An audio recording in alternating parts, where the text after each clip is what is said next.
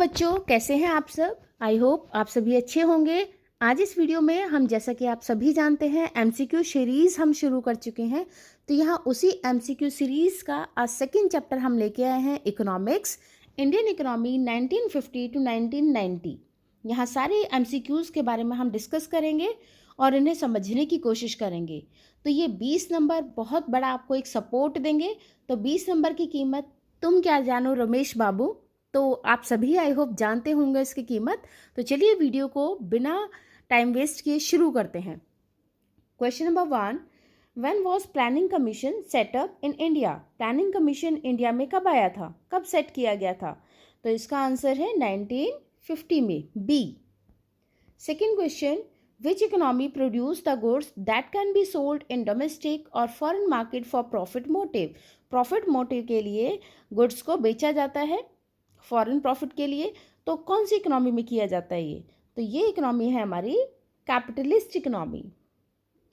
Next, who was the chairperson of planning commission of India. Chairperson कौन है planning commission का? तो chairperson हमेशा प्राइम मिनिस्टर होता है, तो prime minister of India.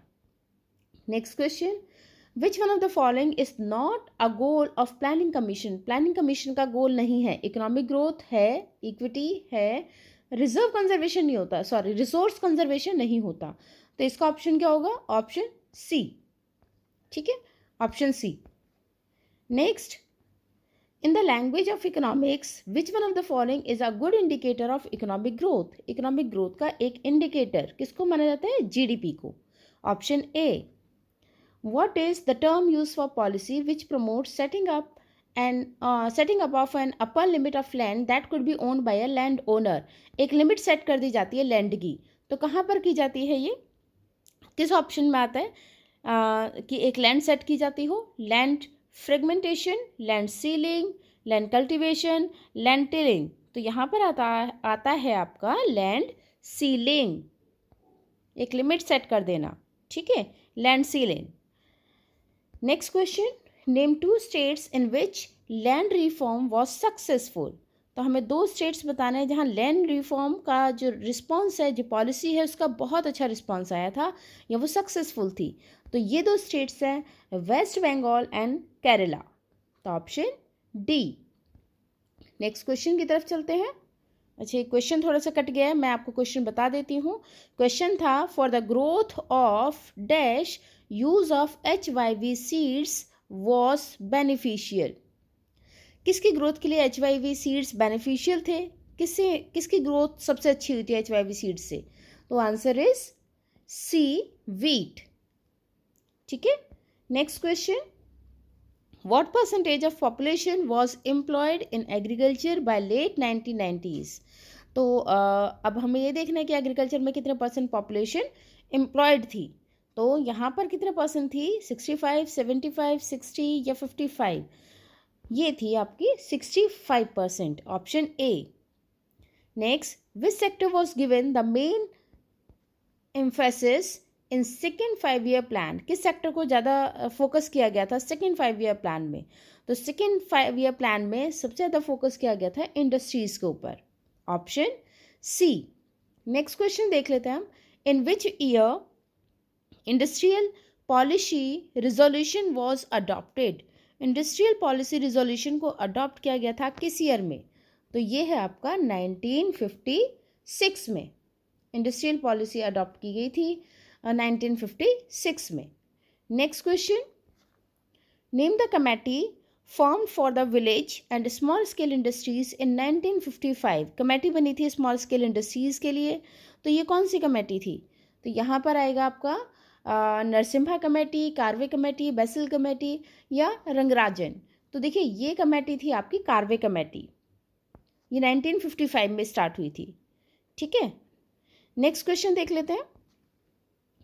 What is the trade strategy which India adopted in the first 7 5-year plan. तो 7 5-year plan में कौन सी स्ट्रेटजीज को अडॉप्ट किया गया था? Partially inward looking trade strategy, partially outward looking trade strategy, inward looking trade strategy या outward looking trade strategy.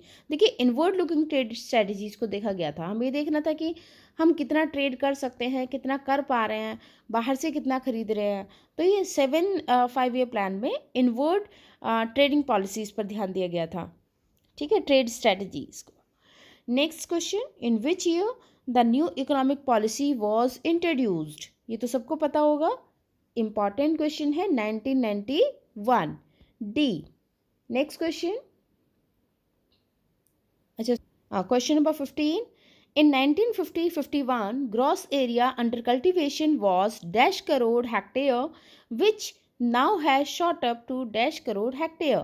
कितने करोड़ से कितने करोड़ पहुंच गया था? देखिए पहले था ये 13 करोड़, उसके बाद आ गया 19 करोड़, तो ऑप्शन बी। इसके बाद देखते हैं next question, consider the following statement with respect to Indian agriculture and mention the correct combination. हमें कॉम्बिनेशन बनाना है। Green revolution led to introduction of new technology, क्या ये सही है? नेक्स्ट, इसके बाद देखते हैं, green revolution started the usage of HYV seeds. Green revolution resulted in improvement of oil seeds. Option A है first and second and third, first only, none of the above. देखिए इसमें जो है आपका आ जाएगा फर्स्ट और सेकेंड, ऑप्शन ए। ये दोनों कॉम्बिनेशन सही है, सी कॉम्बिनेशन सही नहीं है, तो ऑप्शन फर्स्ट एंड सेकेंड। ठीक है, क्लियर हुआ? Next question, consider the following statement with respect to Indian industries and mention the correct combination. फिर से हमें करेक्ट कॉम्बिनेशन यहाँ दिखाना है। तो अब देखते हैं, Indian industrial policy resolution was adopted in 1956, ये तो हमने अभी पीछे पढ़ा है, तो सही है बिल्कुल। Next, Karve committee was setup in the favour of small scale industries, बिल्कुल सही है। 1991 industrial licensing policy was abolished for the improvement of industries, ये भी बिल्कुल सही है। लाइसेंसिंग पॉलिसी हटाई गई थी 1991 में, तो सारे सही हैं, all the above. Question number next 18, the 4 goals of 5-year plan include which of the following। कौन से 4 goals को इंक्लूड किया गया था? ग्रोथ, मॉडर्नाइजेशन, हाँ ये भी था, सेल्फ रिलायंस, तो सारे ही थे इसमें, all the above. 19, the economy which produces only those consumer goods which are demanded by buyers and which can be sold in domestic और foreign market profitably is known as. Market economy होती है या capital economy होती है, दोनों हैं या none of the above? ये दोनों ही इकोनॉमी में आता है, बोथ ए एंड बी। ठीक है, तो ऐसी इकोनॉमी जहाँ कंज्यूमर गुड्स प्रोड्यूस किए जाते हैं और डोमेस्टिक या फॉरेन प्रॉफिट के मोटिव से किए जाते हैं फॉरेन मार्केट में, तो वो दोनों इकोनॉमी आएंगे आपके, मार्केट इकोनॉमी भी, कैपिटल इकोनॉमी भी। Next question, question number 20, land ceiling is a policy and land reform under which the dash size of agricultural land that can be held by a landowner is fixed। तो limit क्या fix की है? Maximum, minimum, average. तो maximum की limit fix की है कि एक लैंड ओनर के पास इतनी से ज़्यादा इतनी ज़मीन हो सकती है। ठीक है, तो मैक्सिमम लिमिट एक फिक्स की गई थी। Next, the use of HYV seeds require availability of, किस चीज़ की ज़रूरत होती है HYV सीड्स में? रेगुलर सप्लाई ऑफ वाटर, बिल्कुल ज़रूरत होगी। यूज़ ऑफ पेस्टिसाइड, हाँ यूज़ ऑफ पेस्टिसाइड और ये फर्टिलाइजर्स का यूज़ किया था हमने, बोथ ए एंड बी, तो इसका आंसर जाएगा C, both A and B. Question number 22, the portion of agricultural produce which the farmer actually sells in the market after satisfying his domestic need is called. भाई अपनी need पूरी करने के बाद extra surplus को market में बेच दिया जाता है, उसे क्या बोलते हैं? Market surplus, option B. 23, industries are classified into category in the industrial policy resolution. तो इंडस्ट्रियल पॉलिसी IPR में इंडस्ट्रीज को कितने पार्ट्स में, कितने कैटेगरी में डिवाइड किया गया था? तो ऑप्शन बी, 3 कैटेगरीज में, 3 कैटेगरीज में इंडस्ट्रीज को डिवाइड किया गया था। नेक्स्ट क्वेश्चन देख लेते हैं 24, small scale industries in 1950 were defined as all those industries in which maximum investment was dash lakh rupees। कितने लाख रुपए का इन्वेस्टमेंट होता था 1950 में एसएसआई में? तो ये आएगा आपका 5 लाख। अब जबकि ये लिमिट बढ़ा दी गई है, अब तो करोड़ में पहुंच गई है लिमिट, 1 करोड़ तक, बट पहले ये लिमिट 5 लाख थी। Next question, small scale industries today defined as all those industries in which maximum investment is. Maximum investment इतने से कम होना चाहिए, लेस देन 10 लाख। ठीक है। At the time of independence, system of economy appealed to Jawaharlal Nehru the most. तो यहाँ पर सबसे ज़्यादा जो इंडिपेंडेंस के टाइम में हमारी कौन सी इकोनॉमी थी, किस टाइप की इकोनॉमी थी जवाहरलाल नेहरू के टाइम पे? तो वो थी सोशलिस्ट इकोनॉमी। ठीक है। तो जवाहरलाल नेहरू ने किसके लिए अपील किया था, किस टाइप की इकोनॉमी का अपील किया था? सोशलिस्ट इकोनॉमी के लिए।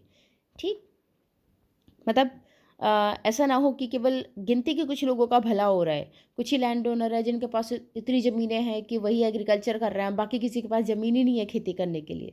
तो अपील की गई थी सोशलिस्ट इकोनॉमी की, जिसमें लैंड सीलिंग ये सब आया था आपका। 27 dash refers to an arrangement by which central problem of an economy was solved. किस में सेंट्रल इकोनॉमी को सॉल्व किया गया था? तो ये आएगा हमारा इकोनॉमिक सिस्टम, ग्रोथ नहीं। तो central problems of an economy को सॉल्व किया गया था इकोनॉमिक सिस्टम के through. Dash spells out how the resources of a nation are put to use. इसमें बताया जाता है कि आपको रिसोर्सेज कैसे यूज़ करनी है। तो प्लान था, फीडबैक था, इकोनॉमिक सिस्टम था या पॉलिसी? तो ये प्लान्स बने थे ना, 5 year plans. Question number 29, the planning commission was set up with the dash as its chairman. अभी हमने बात की थी इसमें कि चेयरमैन कौन होता है इसका? Prime minister. Next question, dash is known for the architect of Indian planning. Indian planning का एक आर्किटेक्ट इन्हें माना जाता है। कौन है ये? जवाहरलाल नेहरू, महात्मा गांधी, महालनोबिस या एम विश्वेश्वरैया? तो Mahalanobis, option C. Next question, the contribution made by each sector of the economy into GDP is called real GDP, structural GDP, structural composition, real composition. देखिए, जब सारे सेक्टर्स कंट्रीब्यूट करते हैं तो उसे बोला जाता है स्ट्रक्चरल कंपोजिशन। ठीक है, ऑप्शन सी। नेक्स्ट क्वेश्चन, यहाँ पर स्टेटमेंट्स को रीड करना है और इनमें बताना है कौन से स्टेटमेंट सही है, कौन सा ऑप्शन आपका सही है। स्टेटमेंट 1 है, small scale industries are more capital intensive. बिल्कुल गलत है। कैपिटल इंटेंसिव, कैपिटल तो इसमें सबसे कम लगती है स्मॉल स्केल इंडस्ट्रीज में, गलत है बिल्कुल। सेकंड देख लेते हैं, industrial policy resolution formed the basis of second 5 year plan. Second 5 year plan हमने ऊपर पढ़ा था अभी क्वेश्चंस में कि हाँ, सेकेंड 5 ईयर प्लान में किस पे ध्यान दिया गया था? इंडस्ट्रीज पर। तो ये सही है। स्टेटमेंट 1 इनकरेक्ट है, 2 सही है, तो ऑप्शन डी। नेक्स्ट क्वेश्चन देख लेते हैं हम, 33। फिर से स्टेटमेंट हमें रीड करनी है और वो देखना है। तो फर्स्ट स्टेटमेंट है, inward looking trade policy is known as import substitution. हाँ, इसे इम्पोर्ट सब्सटीट्यूशन बोलते हैं। इनवर्ड लुकिंग हमने अभी पढ़ा। इनवर्ड लुकिंग क्या था कि जो चीज़ें हम बाहर से मंगा रहे हैं उनका सब्सटीट्यूट, कि हम अपनी कंट्री में उन्हें कैसे ग्रो कर सकते हैं। ठीक है, वो था आपका इनवर्ड लुकिंग ट्रेड पॉलिसी। तो इम्पोर्ट सब्सटीट्यूशन था, बिल्कुल इम्पोर्ट का सब्सटीट्यूट हम ढूंढ रहे थे इनवर्ड लुकिंग ट्रेड पॉलिसी में। ठीक है, तो ये बिल्कुल सही है। नेक्स्ट स्टेटमेंट देखते हैं, tariff and Kota's were the instrument of import substitution policy. हाँ, ये भी ठीक है। इम्पोर्ट टैरिफ्स लगाए गए थे, कोटा लगाए गए थे, तो ये इम्पोर्ट सब्सटीट्यूशन का एक इंस्ट्रूमेंट था। तो दोनों ही ऑप्शन आपके, दोनों स्टेटमेंट आपकी सही हैं। तो ऑप्शन जाएगा यहाँ पे A, both are correct. Next question, फिर से हमें स्टेटमेंट को रीड करना है और बताना है स्टेटमेंट सही है या गलत। तो स्टेटमेंट 1 है, in a capitalist economy goods and services are distributed on the basis of what people actually need. देखिए, ऐसा तो नहीं होता कैपिटलिस्ट इकोनॉमी में कि गुड्स एंड सर्विसेज लोगों की नीड के बेसिस पर ही ग्रो की जाती हैं, डिस्ट्रीब्यूट की जाती हैं, बिल्कुल गलत है ये। सेकेंड स्टेटमेंट देखते हैं, in a socialist economy goods and services are distributed on the basis of purchasing power. नहीं, ये भी गलत है, परचेजिंग पावर की बेसिस पे नहीं होता। तो दोनों ही स्टेटमेंट ये तो गलत हैं, बोथ आर इनकरेक्ट, तो ऑप्शन जाएगा आपका B.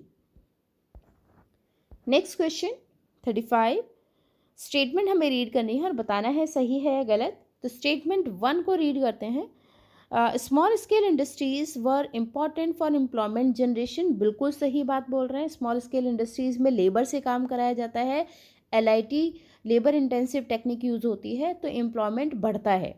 Second statement, small scale industries contributed in foreign trade. हाँ, कहीं ना कहीं ये फॉरेन ट्रेड में भी कॉन्ट्रीब्यूट करती हैं, तो दोनों ही स्टेटमेंट इसकी सही हैं, तो ऑप्शन जाएगा आपका A, both are correct. Next question देखते हैं 36, फिर से हमें स्टेटमेंट को रीड करना है। तो स्टेटमेंट 1 है, the investment limit of SSI is 10 crore. देखो 10 करोड़ तो नहीं है, 1 करोड़ तक तो थी, लेकिन 10 करोड़ नहीं है। अब जो आपकी SSI में चेंजेस हुए थे उसके अकॉर्डिंग, उस लिमिट के अकॉर्डिंग 1 करोड़ है। सेकेंड स्टेटमेंट है, there are 68 items which are reserve for small scale industries. नहीं, 68 आइटम्स नहीं है SSI के लिए, ये भी बिल्कुल गलत है। तो दोनों ही आंसर्स, इसके दोनों स्टेटमेंट गलत हैं, तो ऑप्शन जाएगा हमारा बी।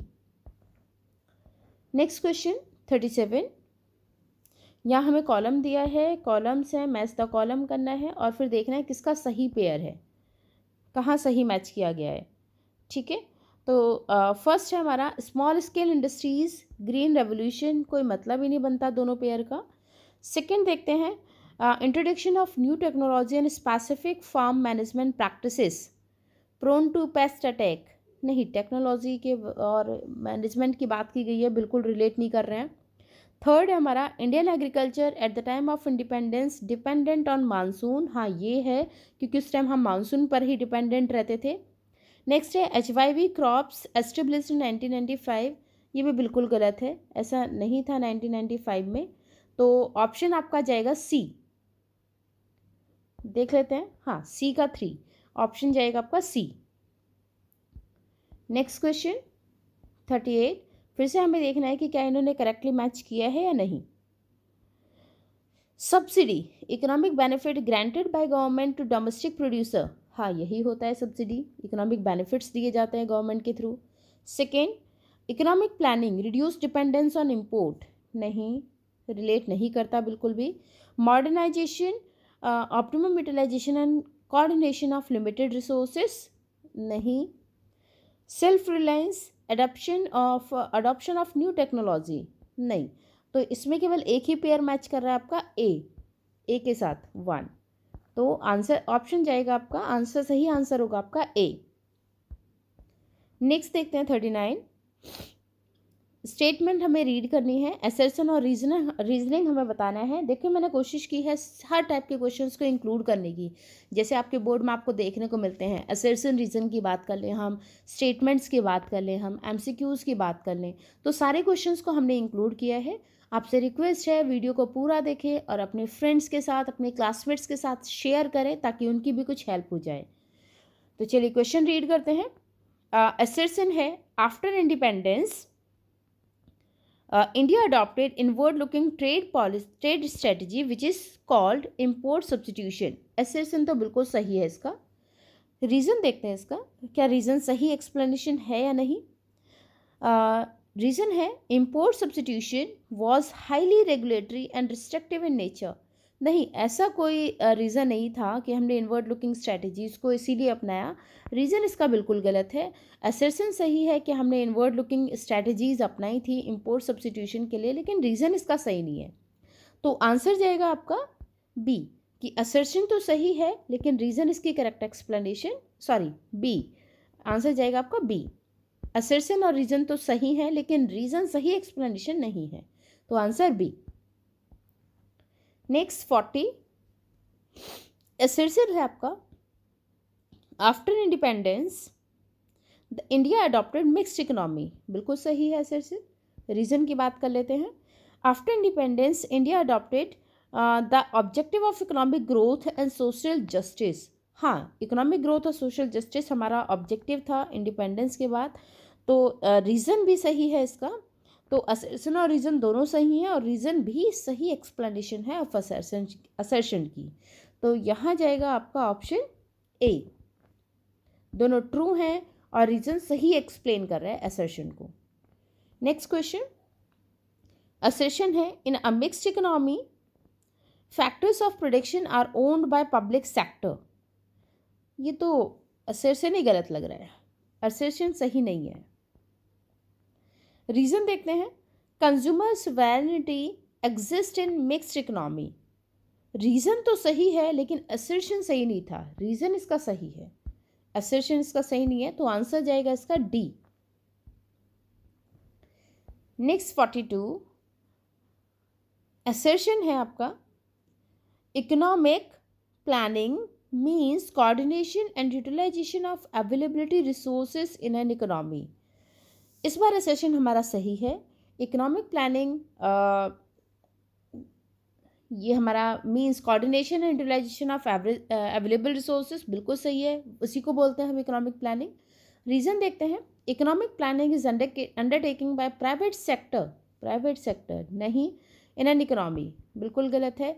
रीज़न गलत है, असर्शन तो इसका सही है लेकिन रीज़न गलत है। तो ऑप्शन जाएगा इसका C, assertion is true but reason is not.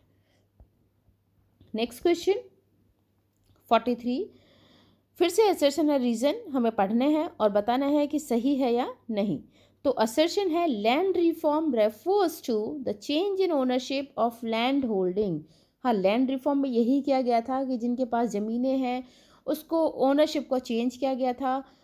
एक लिमिट सेट की गई थी और जिनके अलग अलग टुकड़ों में ज़मीन बटी हुई है उनके वो टुकड़े लेकर एक कलेक्टिव ज़मीन उन्हें दी गई थी, लैंड दी गई थी। रीज़न देखते हैं, equity in agriculture sector called for land reform in 1950। नहीं, रीज़न इसका गलत है, रीज़न गलत है, असर्शन सही है लेकिन रीज़न नहीं। तो ऑप्शन सी। नेक्स्ट क्वेश्चन, यहाँ पर आपको एक केस स्टडी दी गई है, ये केस स्टडी आपको पढ़नी है। मैं टाइम वेस्ट ना करके इस केस स्टडी को आप आराम से पढ़िए, हम सीधे आंसर पर चलते हैं, क्वेश्चन पर चलते हैं, सॉरी। मॉडर्नाइजेशन की बात की गई है, सेल्फ रिलायंस की बात की गई है। यहाँ पर क्वेश्चन हमारा, which of the following are objective of planning? Modernisation, equity, self reliance या ऑल द अबव? देखिए सारे ही ऑब्जेक्टिव थे। तो ये केस स्टडी समझ के आपको केस स्टडी जब आप समझेंगे पढ़ेंगे तो आपको अपने आप समझ में आ जाएगा। तो सारे ऑब्जेक्टिव थे हमारे यहाँ पे। Next question 45, dash refers two means avoiding import of goods which could be produced in India. किसको बोला जाता है ये है सेल्फ रिलायंस। तो सेल्फ रिलायंस का मतलब था कि हम इंपोर्ट ना करके अपने ही कंट्री में उन्हें प्रोड्यूस कर लें, वो था हमारा सेल्फ रिलायंस, हम सेल्फ डिपेंडेंट हो जाएं, self reliance. Next question 46, economic growth refers to constant increase in. Economic growth आते ही आपका एक माइंड में एक घंटी बज जानी चाहिए कि इकोनॉमिक ग्रोथ है और किससे रिलेट करते हैं हम? जीडीपी से। तो इंक्रीज इन जीडीपी वो इकोनॉमिक ग्रोथ को दिखाएगा हमारा। जितना जीडीपी इंक्रीज होगी उतना हमारी इकोनॉमिक ग्रोथ स्ट्रांग होगी। Next question, modernisation facilitated innovative invention, adoption of new technology, all the above. तो ऑल द अबव सारी ही चीज़ें आ जाती हैं मॉडर्नाइजेशन में। ठीक है, क्वेश्चन नंबर नेक्स्ट चलते हैं। आज की वीडियो में केवल इतना ही। ये 47 क्वेश्चंस हमने सॉल्व किए यहाँ पर। आप बताइए कमेंट करके आपको क्वेश्चंस का लेवल कैसा लगा, क्वेश्चंस कैसे लगे। क्वेश्चंस अच्छे लगे हों तो इन्हें पढ़िए, अपने फ्रेंड्स के साथ शेयर करिए। वीडियो अच्छी लगी हो तो वीडियो को शेयर करना ना भूलें, चैनल को सब्सक्राइब ज़रूर करें। आप अगर एक लाइक करते हैं तो हमें भी मोटिवेशन मिलता है। इस टाइप के अगर और क्वेश्चंस आपको चाहिए तो कमेंट बॉक्स में ज़रूर बताइए। तो मिलेंगे नेक्स्ट वीडियो में नेक्स्ट चैप्टर के साथ। तब तक के लिए तैयारी करते रहिए। हर बच्चा इस बार एग्ज़ाम क्रैक करेगा बहुत अच्छे नंबर से। तो चलिए मिलेंगे नेक्स्ट वीडियो में। Till then bye.